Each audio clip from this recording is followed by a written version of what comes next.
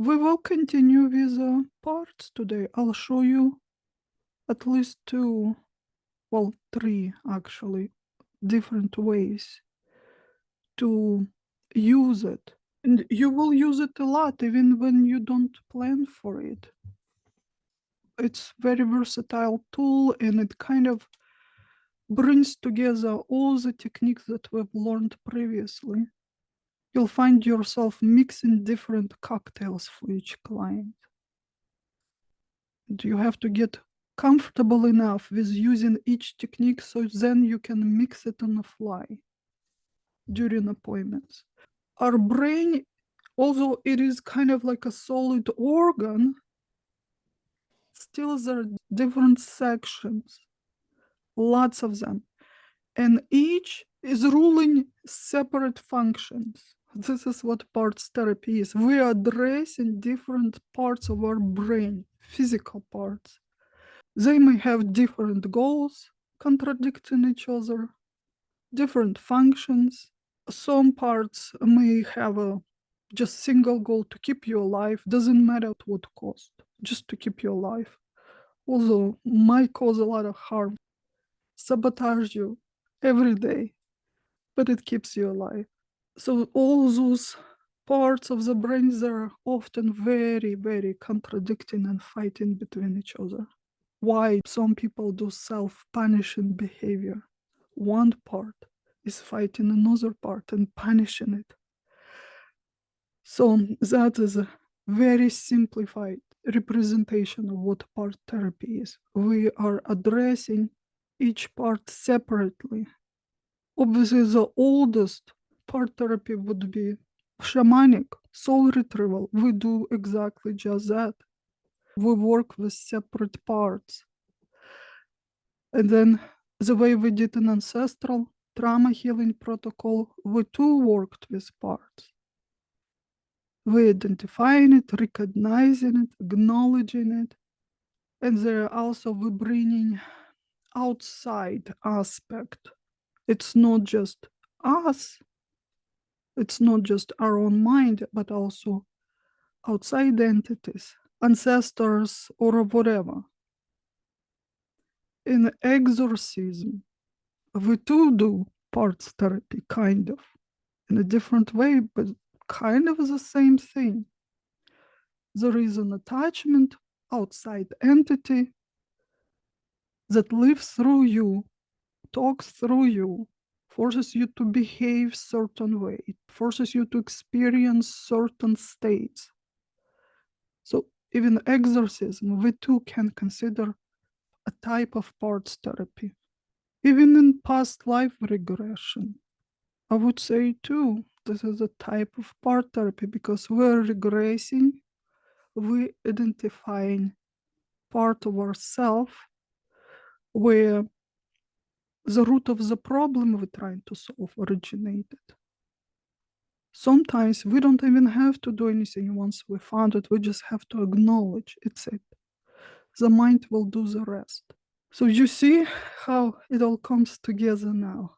All right, the spiritual aspect. And this is the clients who are open to spiritual work. They all love it. Now you would work not just with own inner parts. Well, most of it's on still, but it's not just the standard mom, dad, critic, inner child, inner adult. Now you can broaden the array, higher self, godly seed, godly entity, a spiritual part, or the divine essence, or simply soul, or benevolent part of you.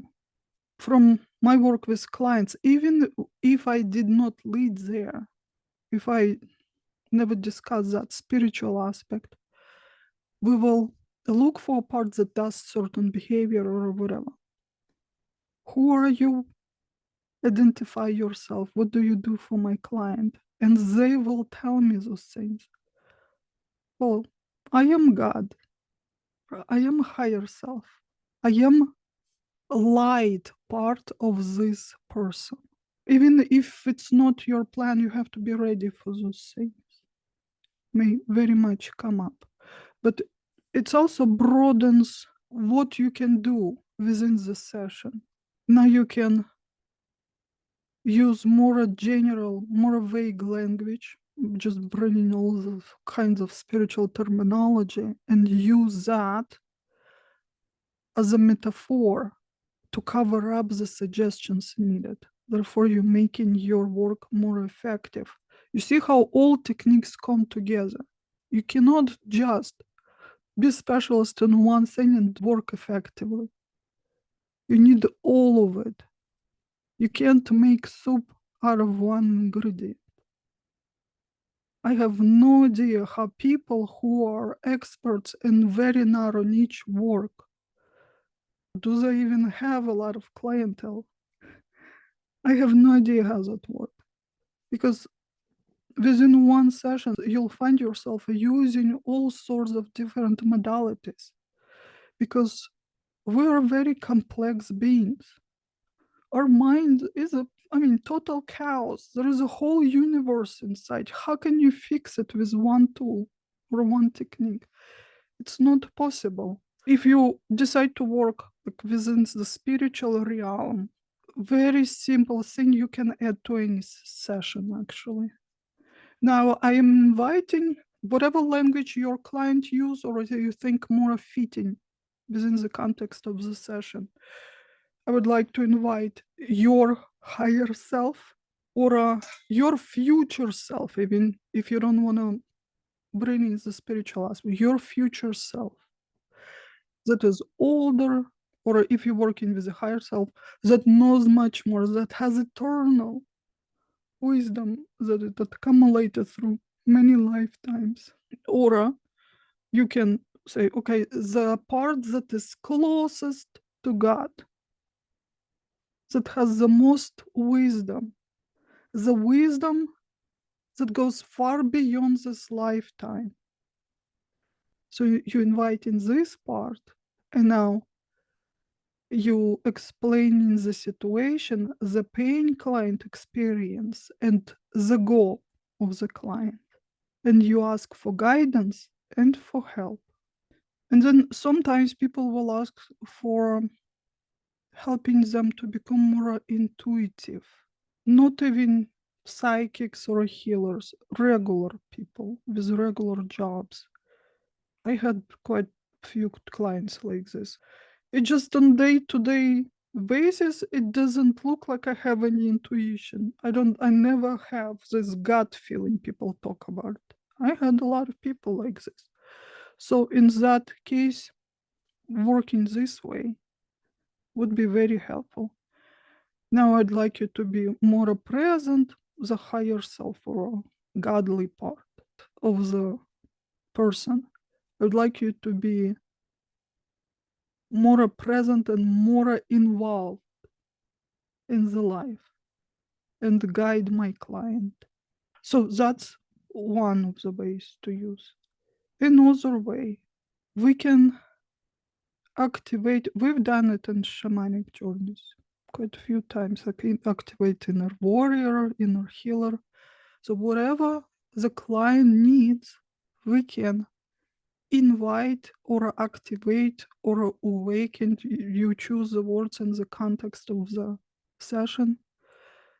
Whatever expert or specialist we need for solving specific problems. Now I'd like to awaken inner healer. Now you are in charge of the choices the client makes when it comes to nutrition, self-care, or awaken inner warrior. Person needs to become more assertive, protect their boundaries, become braver than its warrior. Inner teacher, get attuned with inner wisdom and intuition, or inner guru. But it also can be inner mathematician, if you have a student, inner physicist, the best expert in the world, who done higher magic, who played with that. Invocation we're doing.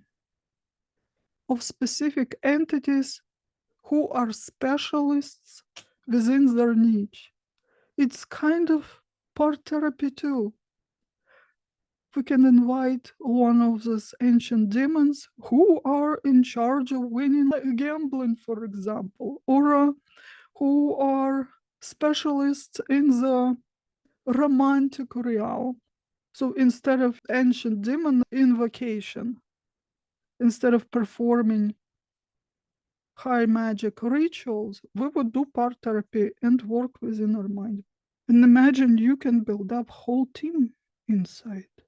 Okay, the simplest, more, I guess, grounded, and that is applicable even for people who are not open to any sort of spiritual traditions. That's how I do it. I use it a bit, if you notice, when I do deeper inductions, when we go into the house. This house represents your consciousness. This is your mind. Sometimes I go through it quickly. I use it just as a deepener.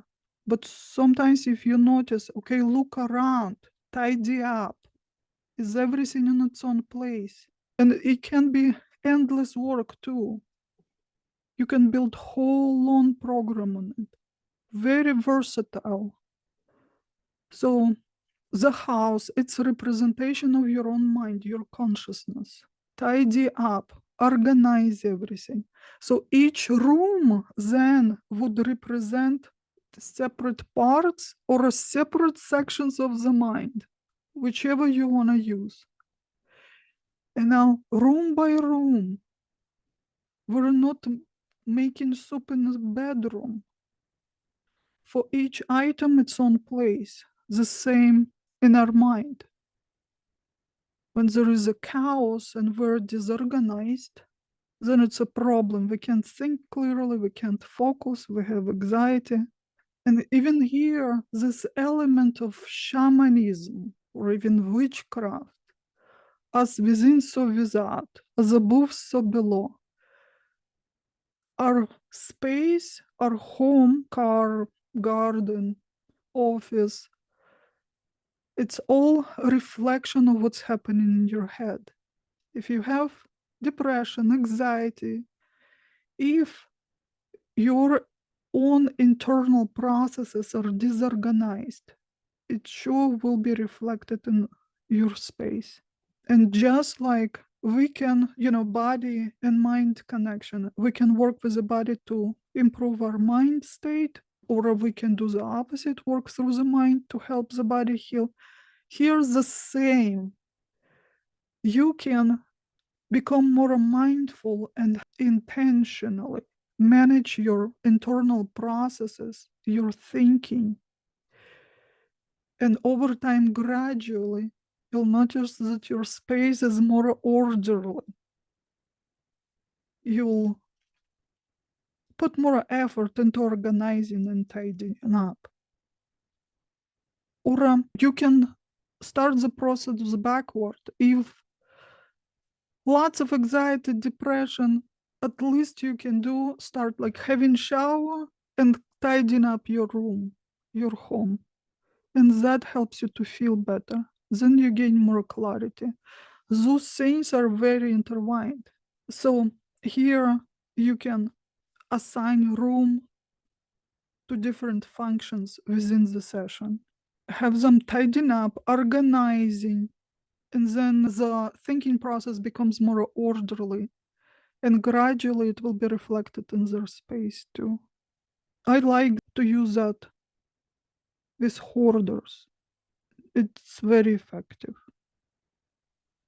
We will work with internal parts, but also to give them homework, like map out your house, assign specific functions, what should be in that specific room or a specific cabinet or a corner of the room, what is it for?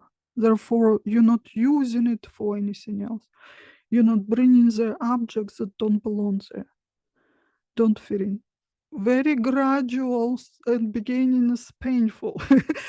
Very gradual process. But once they see a little bit of first rewards, Okay, now at least one of my cabinets looks organized. At the same time, you're working with the mind. They feel a little better once they recognize this first benefit. After that, it becomes fun. And then they get hooked, as though they're getting high each time they clean up or organize something. You see how many ways you can use it and how many different techniques you can bring into it. So for the parts therapy, you not always need hypnosis. You can do a coaching session. Once you identify it, you know the specifics, then you can work even deeper in the hypnosis. Or you can do all in hypnosis. It depends on who's in front of you, what their needs, what works. You start coaching sessions, they're not responding, resisting. No, but, no, but. Okay, close your mouth and your eyes. And then they're not likely to say no, but while they're hypnotized. What works for each person, it will be different. You have lots of tools, you'll find a way to work. A question for you. Yeah. Do you have any particular way where you decide whether you go parts or use the parent, child, adult? Like sometimes in the regression, I don't know if you have it in mind that you're gonna go to the child part, you're Mhm. gonna just attack it from a parts therapy Got you, got you. perspective. When to just do child healing, Yeah, inner child healing? right. When it's obvious that this is not adult is in front of you, this is little child that is hurt. Mm. In behavior, in clothing, in appearance, in the way they speak, or the way they describe. You kind Mm. of can guess. Would you say like if someone kept referring back to their childhood or when I was a child, And when I that was a too, yes, child, when I was younger, like mhm, when it's they're aware that this is a childhood problem. Inner Yeah, I can see child, that. I can see that, but a lot of times, uh, I guess we might not know it's you a lot of times will happen. You start with one thing in mind, and then it will evolve into something else because your client is not responding well. okay. Or all of a sudden in middle session he gives you another piece of information where you understand you have to reroute. Okay. This is not what they told you on the phone. Just Maruta just said. Research shows people always lie. We're all liars, intentional or not. You just have to, yeah, you have to be very adaptable. Even within one hypnosis session, you can use different techniques. I was just thinking about like like the stories that we tell ourselves. So that goes back to like the parts like you're talking about our beliefs we have about things. Notice since we practiced last week, even in my own thoughts, like, oh, there's a part of me that, or noticing it in other people, like, oh, there's one part of you that's doing this, and then there's another part. So I think that's also been kind of helpful. Yeah, well, you see a client and they'll say, well, I know I need to do this, but there is something holding back. Or they literally will say, but there is a part of me, you don't really need dick here. Obviously, part therapy would be perfect. If it's, as Yumari said, if they said this is from childhood, start with inner child healing. Simplest thing.